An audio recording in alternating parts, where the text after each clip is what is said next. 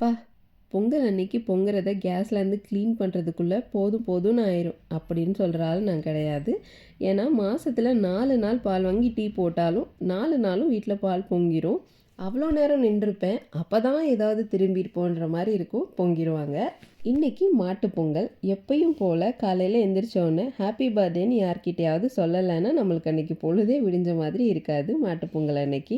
அதே மாதிரி தான் என் பொண்ணுக்கிட்ட அன்றைக்கி ஹாப்பி பர்த்டே அப்படின்னு சொன்னேன். அவளுக்கு புரியலை. ரொம்ப நேரம் கழித்து தான் அவளுக்கு நானாக எக்ஸ்பிளைன் பண்ணேன் ஆக்சுவலாக என்னன்னு.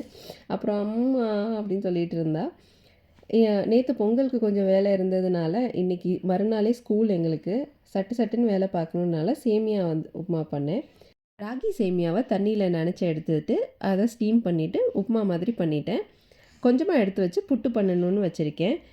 மதியத்துக்கு பொண்ணுக்கு எக் ரைஸ் பண்ணி கொடுத்துட்டேன். இதோட நான் ஃப்ரெண்ட் வீட்டுக்கு கிளம்புறேன் அப்படின்றனால அவளுக்கு ஏதாவது செஞ்சு எடுத்துகிட்டு போகணுன்னு நான் புட்டு செய்கிறதுக்காக வச்சுருந்த அந்த சேமியாவில் புட்டு கொஞ்சமாக செஞ்சுட்டு அதோட அவங்க ஊருக்கு போயிருந்தாங்க பொங்கலுக்கு. ஸோ பொங்கல் கொண்டு போய் கொடுக்க முடியல. நான் மறுநாள் வந்தோடனே கண்டிப்பாக எனக்கு அந்த பொங்கல் வேணும்னு கேட்டிருந்தா. ஸோ ஃப்ரிட்ஜில் எடுத்து வச்சுட்டு அதே பொங்கலை கொண்டு போய் கொடுத்தேன். பட் நான் சொல்லிட்டேன் இதுக்கு கம்பெனி பொறுப்பாகாதுன்னு. ஏன்னா ஒரு நாள் செஞ்சதை சாப்பிட்றதுக்கு அன்னைக்கு சாப்பிட்றதே நம்மளுக்கு அவ்வளோ பயமாக இருக்கும். இதில் மறுநாள் வச்சு சாப்பிடணுன்னா அதுக்கு நான் பொறுப்பு இல்லைன்னு சொல்லிட்டு இதோட அவங்க வீட்டுக்கு கிளம்பி போய் அவங்களோட சேர்ந்து மாட்டுப் பொங்கலை கொண்டாடியாச்சு. தேங்க்ஸ் ஃபார் வாட்சிங்.